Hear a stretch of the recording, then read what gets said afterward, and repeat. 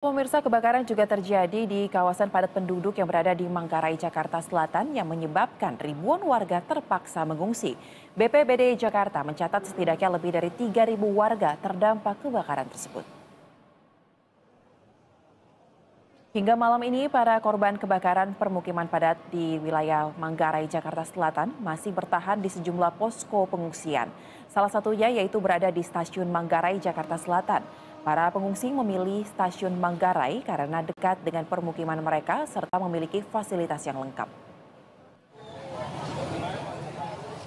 Selain di Stasiun Manggarai, Jakarta Selatan, sejumlah korban kebakaran juga mengungsi di Gedung Sekolah Dasar Negeri 05 Manggarai, Jakarta Selatan. Para pengungsi sangat membutuhkan logistik untuk bertahan di pengungsian seperti bantal dan selimut. Selain itu, mereka juga membutuhkan makanan, air bersih, pakaian layak pakai, serta seragam sekolah bagi anak-anak pengungsi. Para pengungsi pun berharap pemerintah bisa segera mencarikan tempat yang layak untuk mereka tinggali.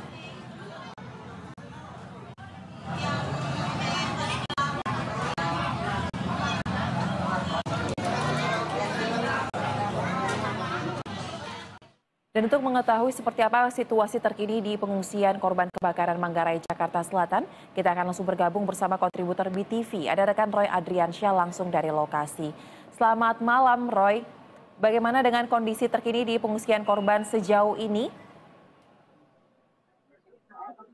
Ya, selamat malam Sosa dan juga pemirsa BTV di rumah. Saat ini saya sedang berada di lokasi pengungsian, tepatnya di Gedung Sekolah Dasar SD 05 Manggarai, Jakarta Selatan. Saat ini diperkirakan data sementara di pengungsian ini terdapat sebanyak 1.800 jiwa pengungsi, yang mana mereka mengungsi di sini yang dari 3 lokasi tempat mereka terbakar. Seperti diketahui di lokasi yang tempat saya berada melaporkan ini, saat ini para pengungsi juga membutuhkan logistik sangat penting untuk mereka gunakan seperti selimut, bantal, dan juga obat-obatan, serta pakaian buat anak sekolah dan juga pakaian layak pakai yang harus diberikan kepada mereka untuk mendapatkan agar mereka mendapatkan tempat yang dapat digunakan sehari-hari untuk besok. Pasalnya mereka di pengungsian ini tidak bisa mengganti baju mereka karena semua pakaian mereka tuh ludes terbakar dan tidak ada yang bisa diselamatkan, hanya baju yang menempel. Sedangkan petugas terkait juga masih kewalahan untuk melakukan pendataan di sini karena masih bersifat data sementara.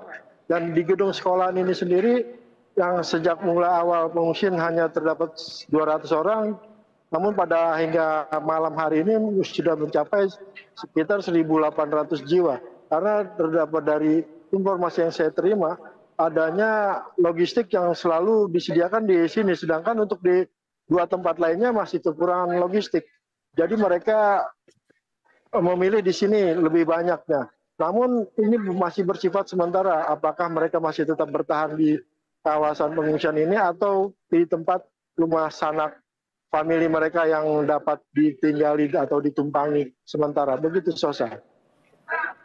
Baik, kemudian apakah sudah ada diketahui terkait dengan penyebab pasti awal mula kebakaran dari pihak kepolisian? Update-nya seperti apa? Ya, baik. Saat ini juga polisi juga telah memeriksa beberapa saksi terkait kejadian kebakaran malam pada dini hari tadi. Namun beberapa saksi juga masih diminta keterangan dan Puslap Mabes Polri itu juga masih belum mendatangi lokasi, hanya baru sekitar memantau lokasi karena sifatnya masih adanya api yang juga asap yang masih suka menyala, masih belum steril untuk ditempati. Begitu, Sosa. Baik, kemudian terkait dengan kondisi korban luka dalam kebakaran ini ada update-nya nggak nih, Roy, sejauh ini?